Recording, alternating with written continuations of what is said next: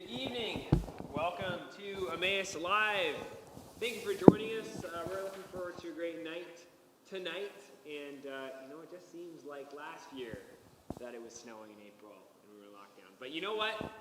We're not stuck in the twilight zone because there's hope around the corner.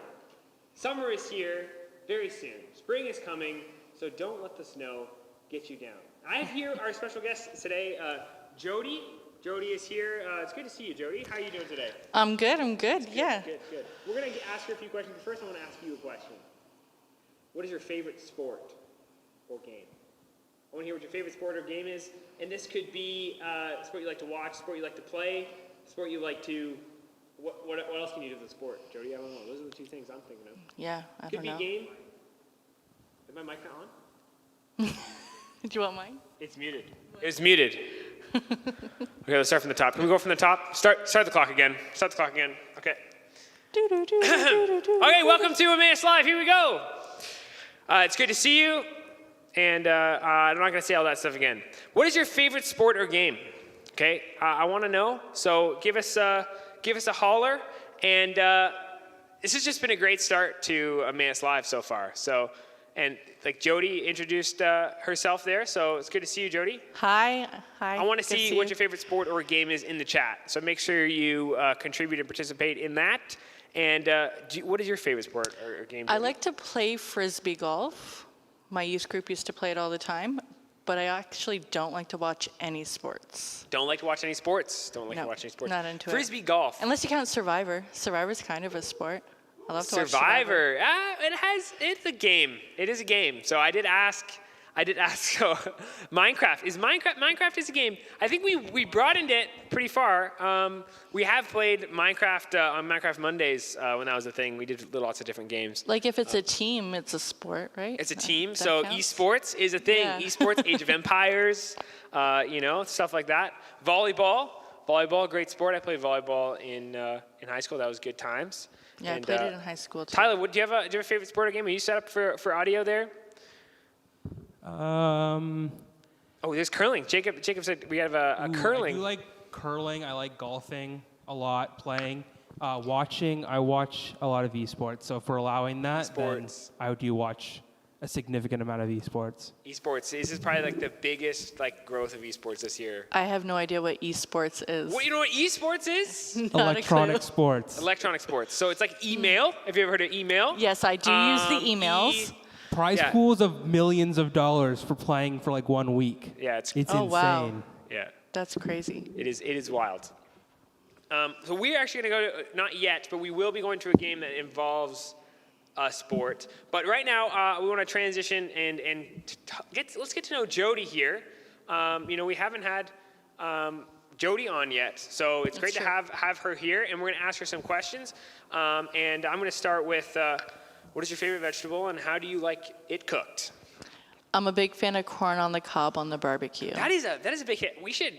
That's a big enough hit that we should definitely keep that in mind for any kind of outdoor street activities. Corn, so good. Just get one of those. I don't know how people do. I've seen it done where you get just like a big cooler. Yeah. And you just put the water and you just kind of you brine them in butter and seasonings. Is that what you do, Tyler? Or how do you cook your corn? I mean, I don't usually grill it, so yeah, we just kind of boil it. So if we could do a corn roast near the end of the year. Yeah, corn roast would be fun. So good. That's a summer thing. Summer activities. If you have ideas for summer activities, you should let us know in the Discord in the suggestions part. So if you're on our Discord, make sure you put some suggestions in. And so, Jody, why did you become a youth leader? That was why are you a youth leader? That's a good question. Well, I didn't even hesitate. I don't know if you remember when you. I do remember. I was like. It's one of the best recruiting situations for me. But I became a youth leader mainly because of how much of an impact my youth leaders had on me. I was an at-risk youth, and then when I was I didn't even go to church as a Christian. I went there just as a safe place to hang out, and became a Christian. And I pray for those opportunities to come my way. Nice. So you've seen firsthand that being a youth leader is actually being on kind of the front lines of Yeah. of God's mission to the world, and we're all on here on a journey together towards knowing Christ. And some Yeah. people, can come into Emmaus, or maybe even you're watching that don't know Jesus. This is a great opportunity to bring your walk with friends students. because Yeah, that's it's a how great I point. came. That is a great thing. Listen, people, listen. This is good stuff. So what is the greatest thing and what is the hardest thing about being a parent with 2 young kids? Maybe you can introduce your kids and Yeah. I've got 3 kids. I've got a little boy named Barry. I've got Owen. She's 4, and Avie, who is going to be 8 in 12 days. Well, the countdown is on. 8, yes. Very similar age kids to me. Yeah, exactly. great. Yeah, and the 3. Yeah, 3 kids. It's a dangerous number. Yes. Should have gone for that 4th. Yeah. And so what's the greatest thing, what's the hardest thing, do you think, for having 3 kids, especially at the age that they're at? The greatest thing is actually seeing them hit milestones. Like as soon as Avie learned how to read last year, like seeing her just go to her room and read a book feels like a huge mom win. Like her speech is getting so great and she's so smart. It's just the milestones are pretty fulfilling and amazing. And the hardest thing I think is just the fear. Like living with constant, like, oh no, did something bad happen? Just don't touch that. And saying no so much is so hard. Yeah. But you have to keep them safe. So Yeah. it's the hardest part, I think. Yeah. So far, the teen years are gonna send me. Oh yeah. Yeah. It is. I can tell you it is challenging having 3 kids, and then you also watch other kids as well. So Jody is a hero every day. I know my wife also watches kids at home, and it is sometimes be exhausting. Today was a good day, like you were saying before, but it can be exhausting. The sleep is well earned. Yeah, that's for sure. But what a great thing to have this young kids. It's so rewarding to see those milestones, hitting those milestones for sure.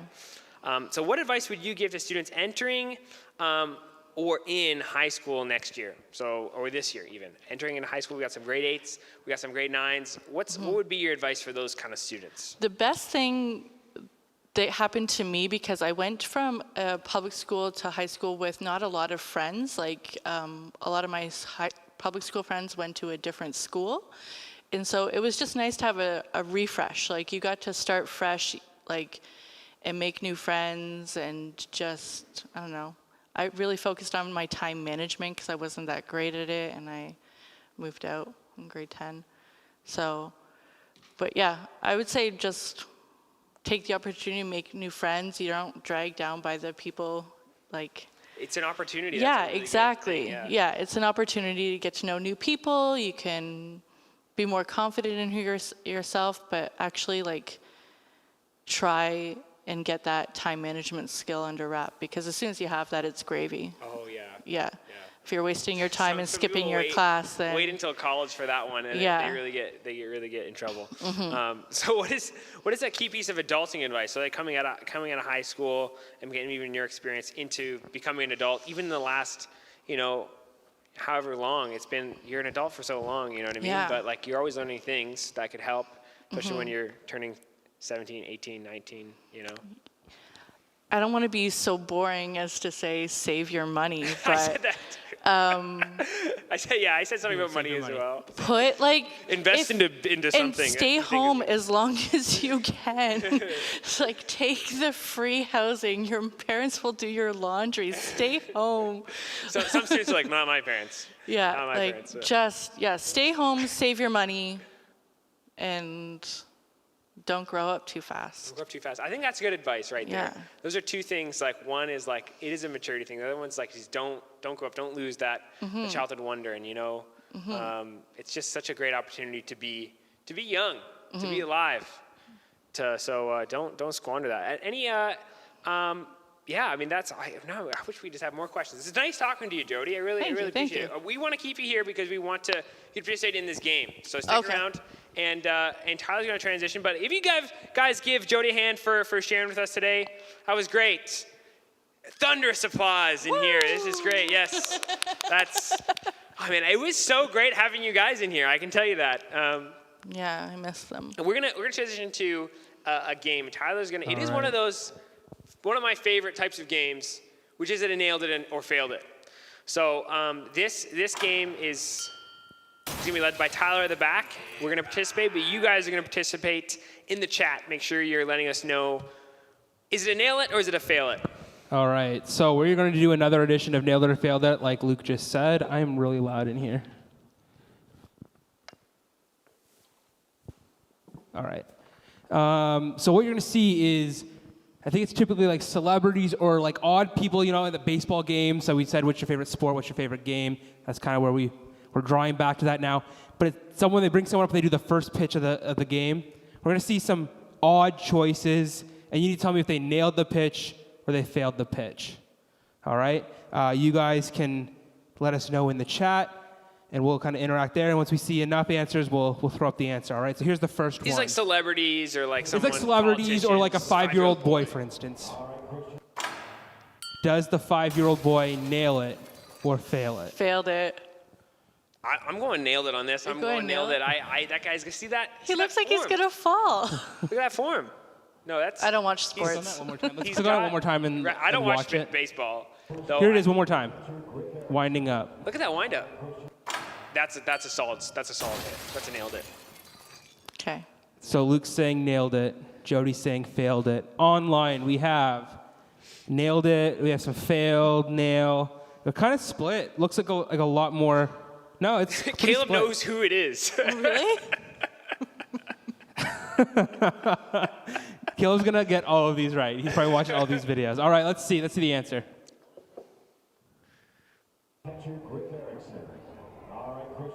Right over the plate. That guy nailed it. It was like See, it's all about that. straight down Yeah. the It's all middle. about that step in. You know, it kind of has got that. He was a little closer than normal, so I mean, like, it's not. Well, it's he's not- 5, so give him something. All right, let's see our next one. We have 50 Cent. Nailed it. It's 50 Cent.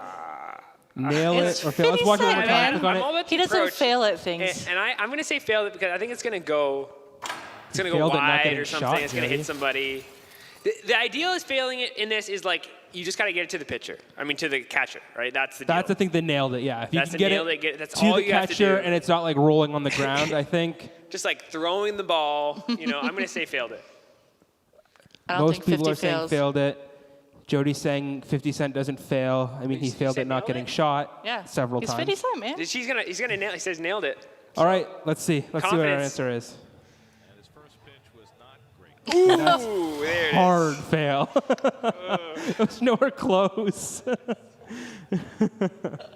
It's a good time. Or though. maybe He's still he up. got it exactly where he wanted it to go. Yeah, yeah. Like a He's wizard. 50 They're Cent. never He late. They wanted arrive. to embarrass himself on live television. Yeah. All right, what's our next one? Is it Barack Obama coming out? He's more of a basketball player, but Come on, man. that's good form. That's Nail good it or fail. form. That was pretty good form. I didn't realize he was left-handed though. That's throwing me off. Don't watch that one again. It's really long. Is he lead up. left-handed? Left-hand. Yeah, he looked left-handed. Yeah. That's because he's a basketball player, and that gives him an advantage. Nail or fail? What do you guys think up there? I'm gonna say nailed it. I'm Yeah, gonna say me nailed too. it. Well, I mean, it's Obama. Yeah. You nailed it at the front.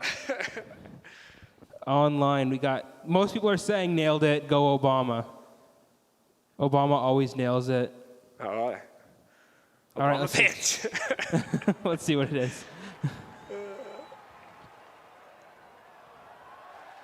That's a nailed it. But that was a. I would disagree with that. It was like a. What was that like a? Kind of like a weird. Yeah, you're right. He probably hasn't spent years of training, so he probably I didn't don't throw know. a fastball. He's like, I don't want to 100 throw off miles- my arm. But I 100 just miles feel per like hour down the middle. It just seemed like a lob to me. I don't know. I wasn't impressed. And he threw it from like the actual distance, not like that Anyone, any 5-year-old boy. baseball people out there are just like, how do you think about that throw? Yeah, it was a lob. Let's be honest. It wasn't like a good pitch. All right, next one. Throwing football is just like throwing Next one we have Snoop Dogg. Yes. making sure that you're looking at where your target is at. Nailed it or failed it. We can watch that one again. I don't know. Let's click on that one and watch I it don't know again. about it. I don't know about it. I think fail, which breaks It's my a lot heart of to swagger say. and confidence going into that, though. Where your target is at. I can't hear what he's saying, but during that whole clip, Snoop Dogg was talking over it. Like kind of giving commentary on his own pitch. I'm gonna go failed it. You're You guys are both saying I failed don't it. like how his arms wide. He's got a weird stance. A lot of people online here are saying failed it as well. Eli just says Kalen thinks he no. nails it. Eli Akers, no. Ezra is saying nailed it. Everyone else pretty much say is saying failed it. So let's see what he is. Throwing football is just like throwing a baseball. It's all about the follow through. He's got a mic. Oh, he's Looking at where your target is at.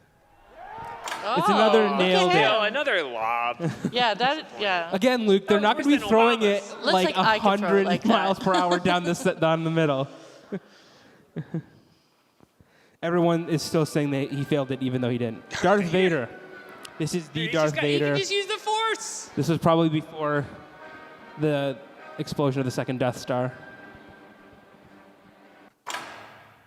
Nailed it or failed it. Oh, you You're can saying barely it- see him. How are we You know supposed to be which able to Darth Vader tell? it Yeah, is? Is we can it watch it again. Let's put it Hayden on again. Christensen, Darth Vader. We talking not? Like, Baseball player dressed up as Darth I mean, Vader. this guy looks like he's no taller than 5 James foot. Earl So Jones, Darth Vader. Like who are we talking about?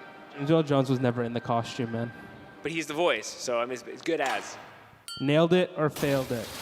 Everyone's. I think nailed it. Everyone I think online is nailed it. saying If you nailed have it. the confidence to go out there wearing Darth Vader costume, His form is awful. He's gonna fail this one. There's He's no way gonna not fail failing it. this. There's no way. I'm gonna We've say had so nail many it 'cause nails. the Force is with him, and he is one with the Force. The Force is with him. Everyone is saying Darth Vader's the best, so he has to nail it. Has but to nail it. that Or doesn't he's change an the fact embarrassment that to the uniform. that he has spent most of his time killing younglings and not throwing baseballs. So, That was one incident, okay? It's all right, let's see what overblown. he did. No, it's a fail for sure. Threw it just like 50 Cent.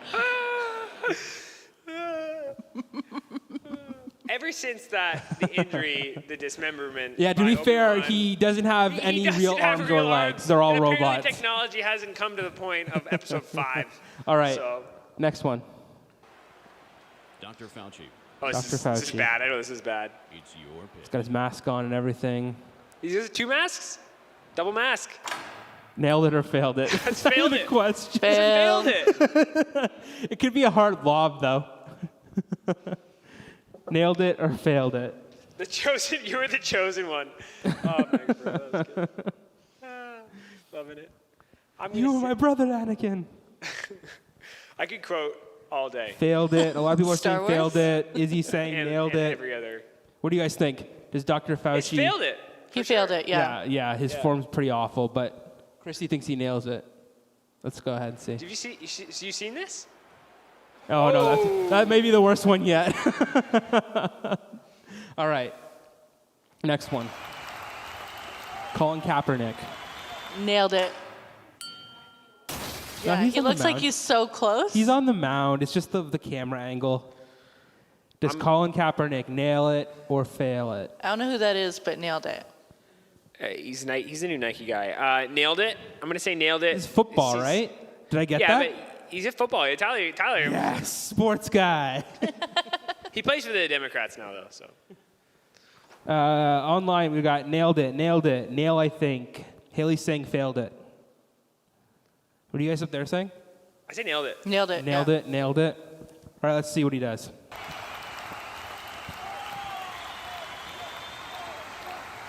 That was a pretty See? good throw, That was too. good. He's gonna pull a Michael Jordan, man. He's gonna go into baseball. Then get taken away to Looney Tune Land? Yeah. July? Jam. Space Jam 2. Space Jam. Comes out in July. Yeah. All right, really- next one. And here comes the great Chicago hero who's won many a championship and big game, Michael Jordan. Speaking of Michael Jordan, Only a first ball. does Michael Jordan Jersey on. nail it or fail it? Pretty sure he failed at baseball, so not at basketball. At baseball, I'm pretty sure he was not that great. Yeah, he went back He's to not a pitcher, basketball. so Yeah, but I'm pretty sure he was wasn't like good at any of the shortstop or something. positions. I watched the Michael Jordan documentary. I'll probably say failed it. Failed it. I'm gonna because- say nailed it. Just I don't know. To Isn't he like be posy. one of the greatest athletes of all time? You're gonna tell me he failed it? I think he nailed it. I just say the way things have been going. I'm just gonna go on the game theory on this and say failed it. think Everyone I online think is saying nailed I think it. it is a fake out. It's a fake out, so I'm going to fail Todd it. thinks he against failed it. against all logic and reason. Davis says he's going to fail it, but he's still legendary, so it's okay. All right, let's see. And he's got a Sammy Sosa jersey on. Told you. That was way over his head. Called it. Failure. All right, next up. Oh my goodness. Nailed it. She even nailed that Even if she dismount. fails Well, at she this already point, nailed it. Like, I mean, like She already nailed it. you do that. You do that. I'm not Then you can tell me gonna- she failed it. I wouldn't can't say even it's a do a fail. I mean, cartwheel. if I can't do that. I mean, she's standing where the 5-year-old stood, so there's that. It wasn't even a cartwheel. It was like standing something. Yeah, I don't know what that's called. So you just got to nail it. Davis says nailed it with a surprise and like a surprise emoji. Surprise. What's going to be a surprise? Well, she did a flip, man. There's No, going to it be another surprise? I don't know. I think he's talking about the last surprise. Oh, okay. All right, let's see. Let's see what she did. Love the commentary, Davis. Wow.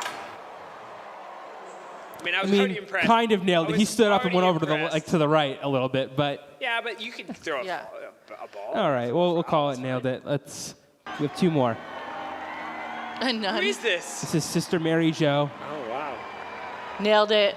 Sister Mary Jo. I Oh, have whoa. faith in Whoa! her. Whoa! Dang! I was Sister going to say Mary failed Jo's it got until that. moves. I'm saying nailed it. I was Yeah, I was she ready to say totally failed it. Yeah, I thought Wow. for sure it was going to be like right in front of her, but I don't know. That arm finesse there. Everyone else is saying nailed it online as well. Yeah. All right, let's see. It'd be better than MJ. She's better than MJ. Better than MJ. Better than And 50 Snoop Cent. Dogg. Answers. All right, we have one more, I think. One last one.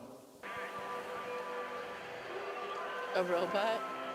An actual robot, not like Darth Vader. He's got robot parts.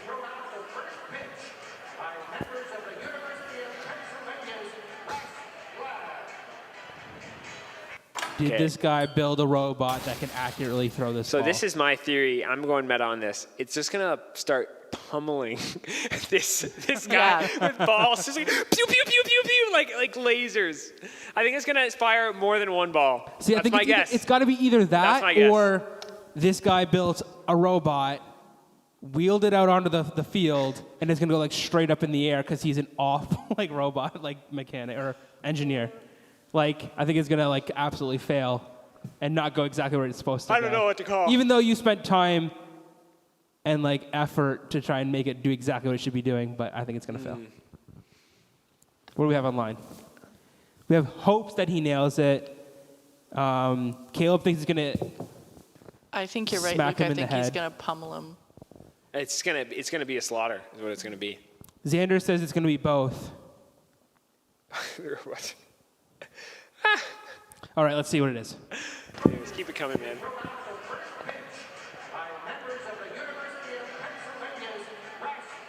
The University of Pennsylvania. They made this. No. What a failure.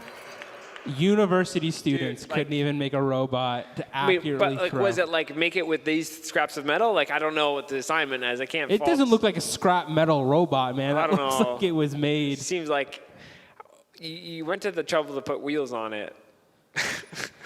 That's all. it That's all doesn't I got for work. you guys. That's all I got for you guys today. All right, thank you very much, Jody. Thank you very much. You can give her another thank you. Woohoo! Thank you so much for coming, giving us the time. And for you guys, I would really like you, if you have a Bible, grab that, because we're going to go right into the series we've been going in. But first, I want to ask you a question. Let me know in the chat, what is your favorite Disney princess movie? Okay, this is a very important question, dear to my heart. I'd like you to know what your favorite Disney princess movie. I mean, it could be aligned with your favorite Disney princess. It could be what you think is the best Disney princess movie. It's kind of separate questions. So those are 3 different questions. Try to stick to the first one, but I want to know what you think is your favorite Disney princess movie. Trust me, it's all gonna come around, okay? And I will tell you mine, but first I want to hear what you have to say. So tell me your favorite Disney. Little Mermaid. Little Mermaid. Great one. That's a great one. I've been singing Part of Your World to my daughter at night. It's I don't know the words as well as she does, though. Elsa. I think you mean Elsa. I think that's so Frozen. Frozen. Okay. Okay, that's good. That's good.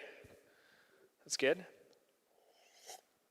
Princess Leia. Okay, now this is I don't want to get into too messy areas. Maybe we can get this into your small groups, but I am talking specific official Disney princess movies, okay? Because we can get into some really big arguments about Esmeralda, Kida, like the class, like really really awesome.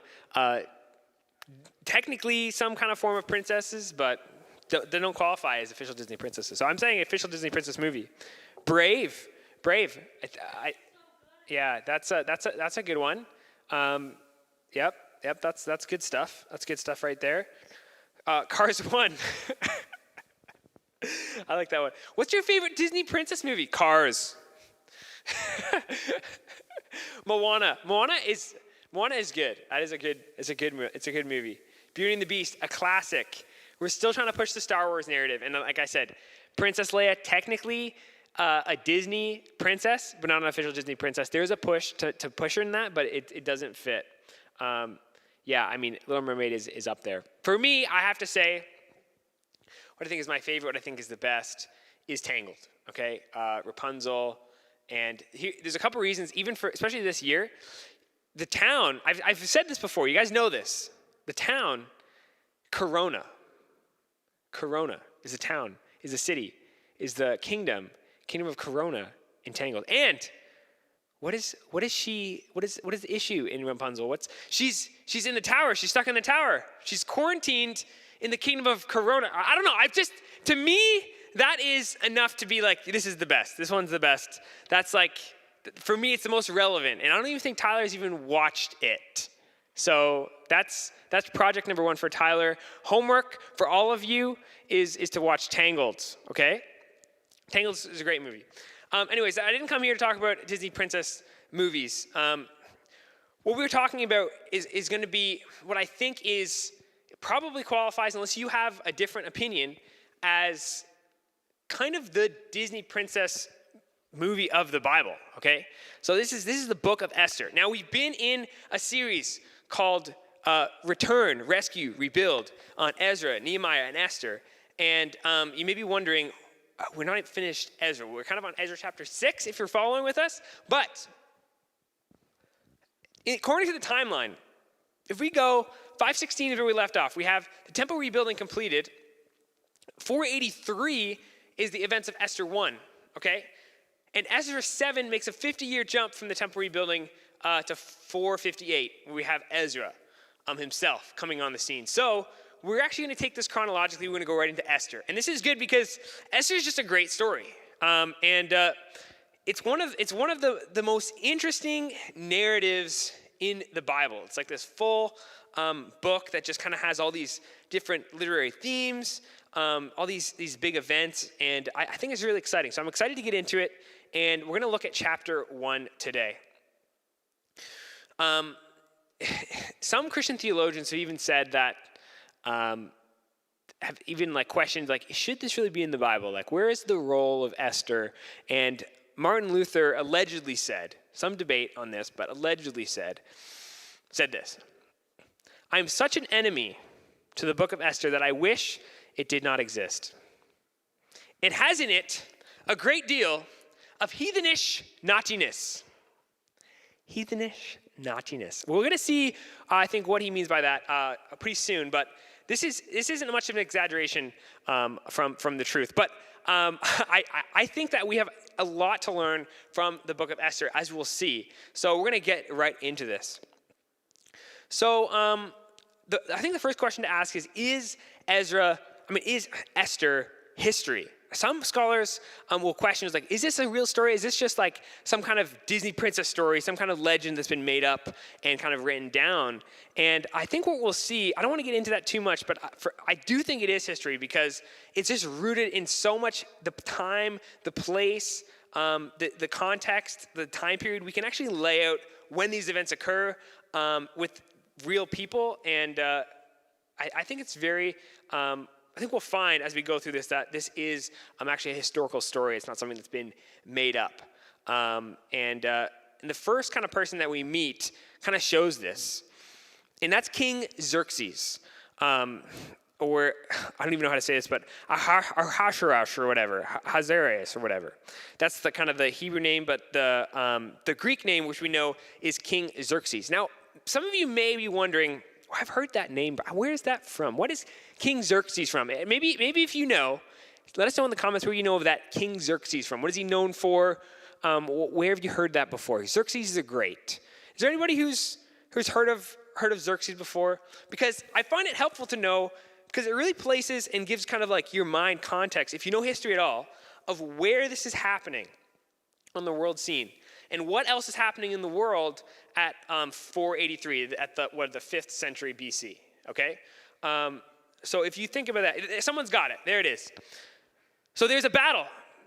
The Battle of Thermopylae, 300. It's 300 Spartans plus probably a few thousand of other people being attacked by the Persian army. So this is the same Xerxes from 300. I cannot recommend any TV show or movie that is connected with King Xerxes, because wherever he goes, it's just R-rated. It's R-rated for sure. And that is actually the same going to be true of Esther as well. So we will see later on. So we're going to have to just kind of walk lightly on some of these things. Okay.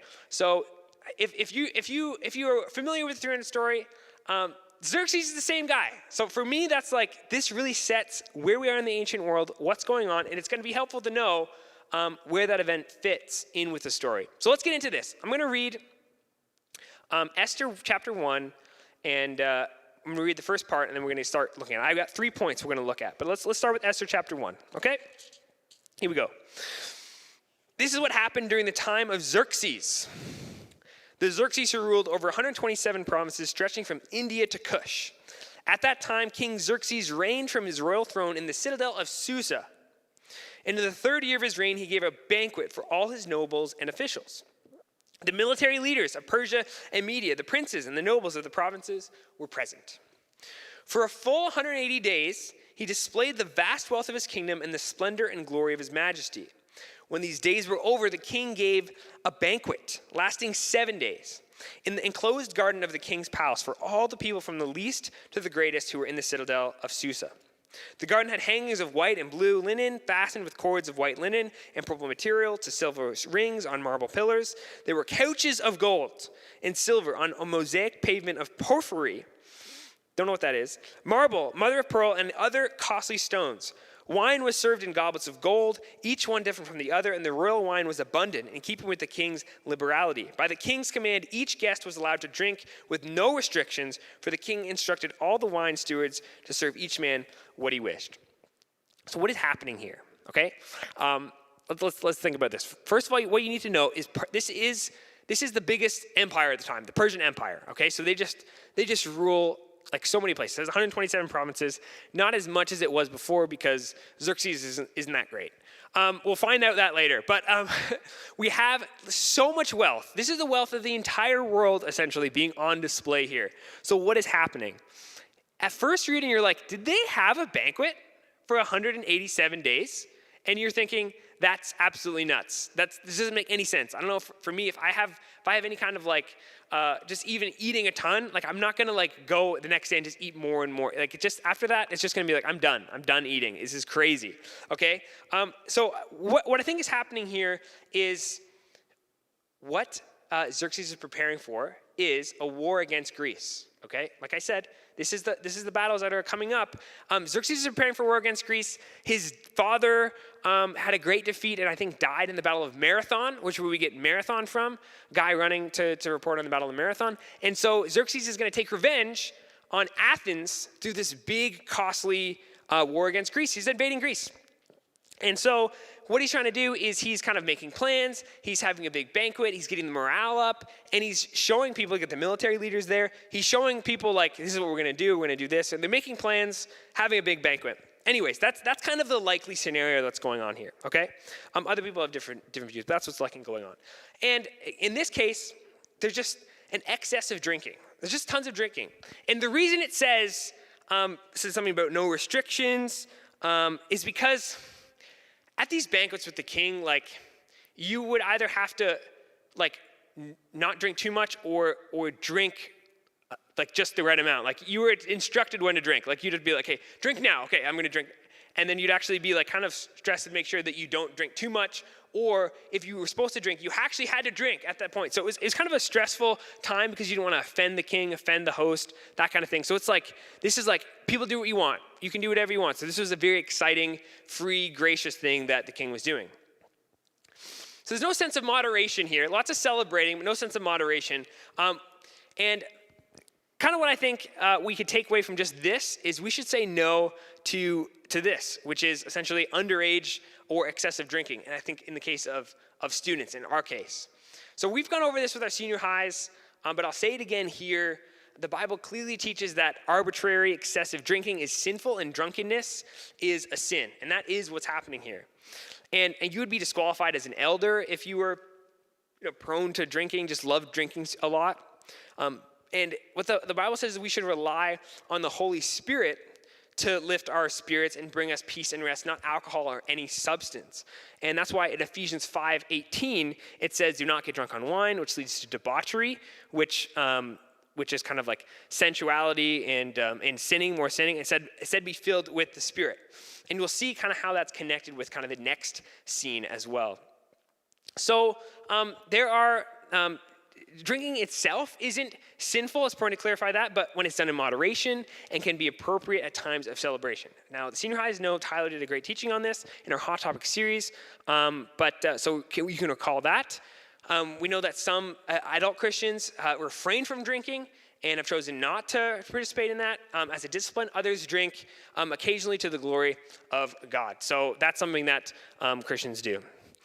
So because of its effect on young people, it's really important that you guys understand that it can be very dangerous. It is, in fact, illegal in most cases, and you should not be drinking. It's dangerous because, especially when done together, it causes lapses in memory, in judgment, in decision-making, and in certain scenarios, like by bodies of water, swimming pools, driving, and drinking with strangers, this can lead to things like assault, serious injury, or death. And this goes for after you're 19. It's not just like you turn 19 and you're like, I'm magically able to handle alcohol in all its forms. It is still a dangerous thing you need to be careful of, especially excessive drinking. You got to remember your brain is still in adolescent phase for a few more years, even after you're 19. So check out the chapter if you're interested on alcohol and on a teenage brain, which is in the library. And I would never say this to shame anybody or scare anybody. We're not about legalism here at Emmaus, but it is serious. It's something that you need to consider. You need to consider because drinking can be dangerous for young people and adults as well. You need to be careful with it. Okay, back to Esther. First thing, we got to say no to excessive drinking, especially underage, and underage drinking at all. Here we're going to go to the next section. So this is, I'm going to read on verse 9 to 12.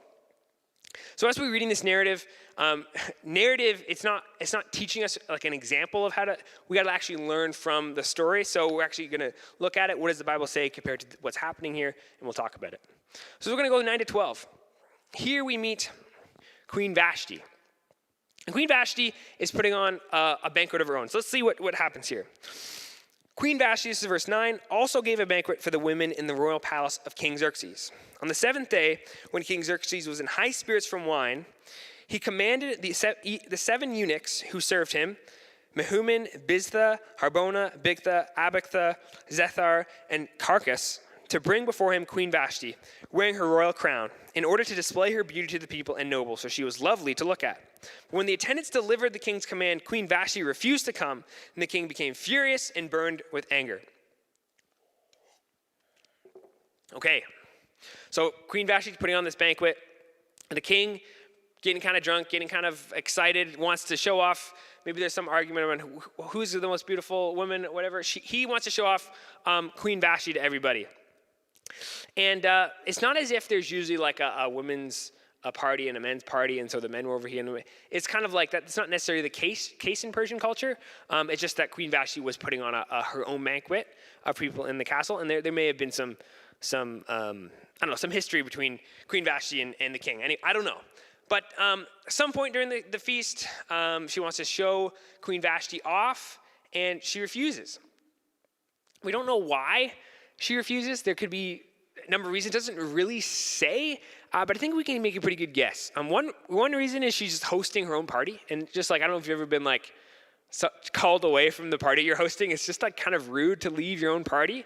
Another reason might be that Vashti doesn't like Xerxes because maybe she's like Nebuchadnezzar's granddaughter, and like there's some bad blood between the Babylonians and the Persians, and I don't know, and maybe it's just a way of embarrassing him. Some people say she grew a tail. She has a tail, and so she's pregnant and she's got a bad rash or whatever. Some people say crazy stuff like that, but most likely is she simply doesn't want to be paraded around like a piece of meat to all these guys. I mean, that's kind of a reasonable suggestion. I think that's kind of what is happening here.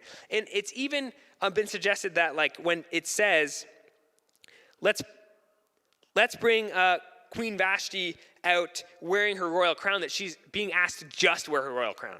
And so you could see how, like I said, wine leads to debauchery. That's what this is. You could see how this would be like, yeah, I'm not doing that, okay? So, and Vashti, this is why Vashti is often considered the first feminist in the ancient world, like the very first feminist, because this would have been unheard of for a woman to stand up to her husband, and no less the king in this way. But it's not so much important that she stands up to her husband, it's why she does. Queen Vashti says no to being objectified. Okay, we can learn a lot from Queen Vashti here. And we should say no to this, the objectification of women. So as Christians, we need to say no to the objectification of women. It's not okay. So what is the objectification of women? It's important to clarify that. So what I mean by that is making women or anybody out to be an object to be used and abused instead of a subject of or someone made in the image of God. And especially in the case of women, this is often done in society and has been done over the years, and makes women out to be objects rather for the pleasure of men rather than made in the image of God and human beings. So surprisingly, our culture has made some good ground in kind of like calling this out. And, we've taken down the modern Xerxes of our world, the Harvey Weinsteins, the Jeffrey Epsteins, like the big names. But it still kind of persists in kind of dark corners and sometimes even in blatant, obvious places like movies and TV shows, Instagram, Facebook, YouTube, TikTok, music videos, especially magazines.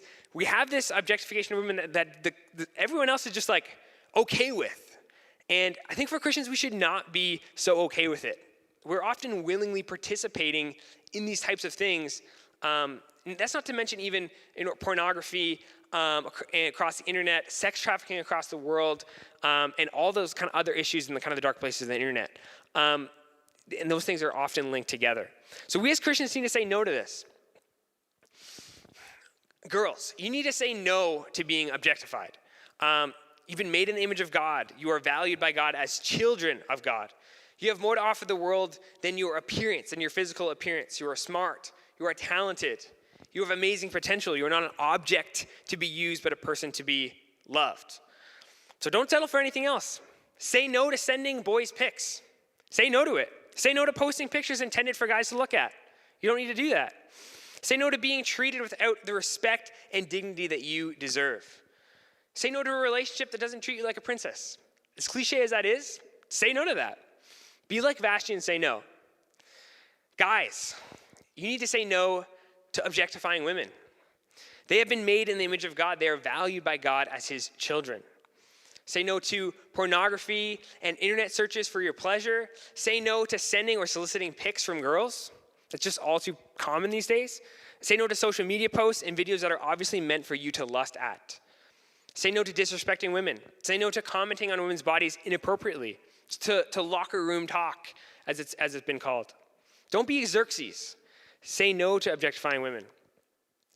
And in your small groups, you'll talk more about, especially senior highs, maybe this is something that men deal with as well. It's not just a women's issue, but in this case, it is talking about specifically women.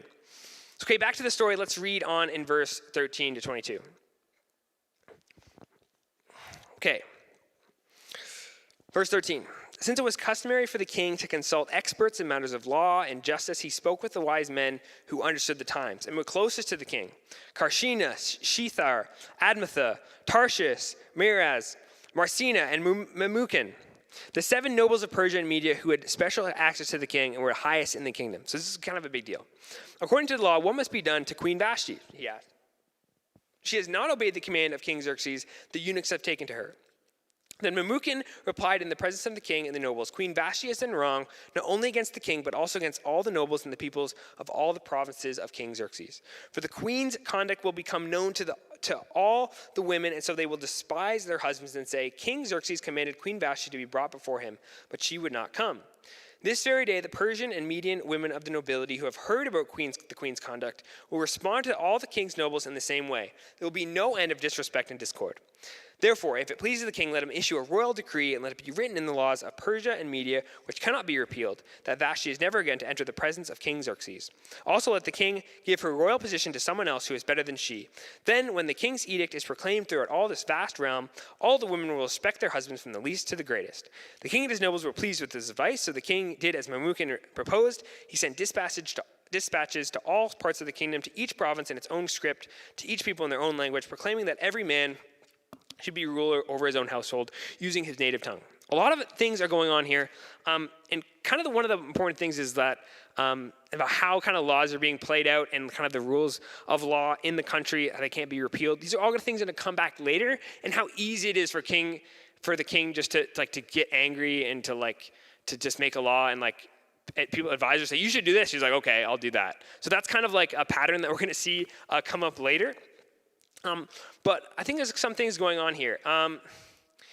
So Xerxes' pride has been hurt, and he's angry. He's moved by his officials. This could have been later on, after the banquet, I don't know. But he's very easily convinced to banish Vashti and the king's presence to make this silly decree about husbands and their wives. And I think we should say no to this as well, because I think it reflects unbiblical view of marriage. I say unbiblical in the sense what I mean is unchristian, not what I think what the Bible teaches about marriage. So this doesn't represent that. Men literally lording over their wives in an abusive and objectifying way, like you have to do what I say. This kind of relationship is not is not what kind of Jesus has in mind or what the Bible has in mind for how husbands and wives should interact. This kind of relationship is a result of the fall and of sin. And what we'll see is that what we kind of see here is that Xerxes is kind of representing fallen humanity. So instead of the king or husband as the lord of the household, who is the lord of the Christian household? Who is it? It's Christ. It's Jesus. Jesus is king. Jesus is Lord. And so this completely changes a marriage relationship if both husband and wife are submitting themselves to Christ. That's kind of how a Christian relationship is set up. Now, the Bible still sees a leadership role for men in the home, but it's very different from Xerxes' view. So listen to these statements by Paul talking about marriage in Ephesians 5:21 and a bunch of verses there. I'm going to read them. Submit to one another out of reverence for Christ. Wives, submit to yourselves to your own husbands as you do to the Lord. Husbands, love your wives just as Christ loved the church and gave himself up for her. In this same way, husbands ought to love their wives as their own bodies. Each one of you must love his wife as he loves himself, and the wife must respect her husband. So we don't have a ton of time to get into this topic. There are sermons on this at our church. If you're really interested, we can point you to those. But it should be clear that Xerxes' view of marriage is completely pagan, worldly, the result of sin, demeaning to women, and it's just meant to lord and abuse his authority over Queen Vashti. That's kind of what's happening. And the biblical model is that of husbands imitating the love that Jesus has for the church. So this is completely different. It's a vast, it's a stark difference. And it just kind of really represents the character of King Xerxes as quick to anger, prideful, and just really full of himself. I mean, he's the most powerful guy in the world at the time. So, I mean, there's that. But he calls himself the King of Kings. And which is ironic if you really think about it, because we know who the King of Kings really is. And when we read Esther, we start to think, especially at chapter 1, like, what is this book? Like, it is just a pagan scene in the pagan court, talking about pagan stuff, heathenish paganism, just naughtiness, as Martin Luther would say, who would have been totally canceled. Actually, he was. We talk about cancel culture as if we never heard of it before. All those years, cancel culture has been around for a long time. He was definitely canceled. But when we look at this book, we're like, where is God? Where is Jesus? God is not mentioned in the book of Esther. That is a shocking thing to hear, especially when you hear the story in Sunday school all the time. He's not mentioned at all. That doesn't mean he's not there. And we'll talk more about that, but we're going to have to look at what does this say about Jesus? What does this say about God? Where is he in this? So that's what we're going to ask when we look at this. So when we read this in light of who Jesus is, we see a stark contrast between Xerxes, who claims to be the King of Kings, and Jesus, who is the King of Kings. Xerxes represents kind of worldliness and sin, worshiping false gods, worshiping power, sex, wealth, demeaning women, seeking violence, revenge, given to anger, drunkenness. He represents all these things. He's everything wrong with humanity. Contrast this with King Jesus. Jesus represents holiness, represents love, perfection, grace, peace, justice, the one true God, equality, the ultimate benevolent ruler. This is Jesus. And when we look at the world and we see sin and fallenness, and we see drunkenness, the objectification of women, broken, abusive relationships, we can look to Jesus and see that he has a better way for us. He offers forgiveness and freedom from the ways of the world and a new way to live, a way of peace and love and freedom from sin.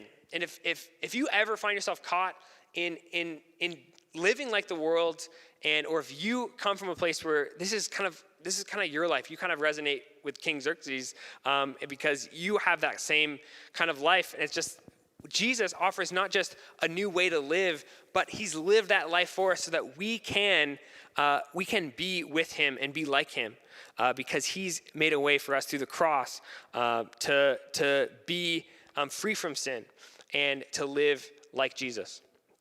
So as we go through the story of Esther, we're going to keep coming back to Jesus because that's what Emmaus is all about, and I believe Jesus reveals himself through all of Scripture. So over the next couple weeks, we're going to meet a young Jewish girl who finds herself dragged into this pagan king's world, and who God is going to use to rescue his people. We're going to find God in the book of Esther. So King Jesus, the true King of Kings, offers us a better way to live than King Xerxes and the world. So right now, we're going to go into our Zoom small groups. And, I didn't send out the questions to the leaders, did I? You did? Thanks, Tyler. So we have the junior highs got questions. The senior highs have questions. We're going to go to our Zoom small group. So if you do not know what I'm talking about, then if you're not connected with our Discord, you got to connect there. If you're not connected with Facebook, you got to connect there. If you're not connected with their email address, you got to connect there. Tell us who you are, and we can get you connected if you're new. Most of you know the deal, so you guys can go on to your Zooms very soon. Let me pray for us. Dear Lord, we pray that we would seek you today and help us to see that you have a better way for us, and that you have freed us from worldliness, from ungodliness, because we can choose to say no. We can choose to say no to the things of the world that are sinful, that are harmful to others. And you have a better way than King Xerxes. You have the way of Jesus. So help us to follow that and to learn what it means to be a follower of Jesus. And thank you that you not only show us the path, but you bring us onto the path. You've made us a way to be cleansed, to be pure and made righteous, so that we can walk this road in the way of Jesus in this way. And Father, in our small groups, and help us to encourage one another in love. In Jesus' name I pray, amen. Thank you guys very much. Make sure you click onto your Zoom small groups, and we will see you in the Zoom sphere. Is that right? Is that the thing? Can I call it the Zoom sphere? Oh, yeah, I'm muted.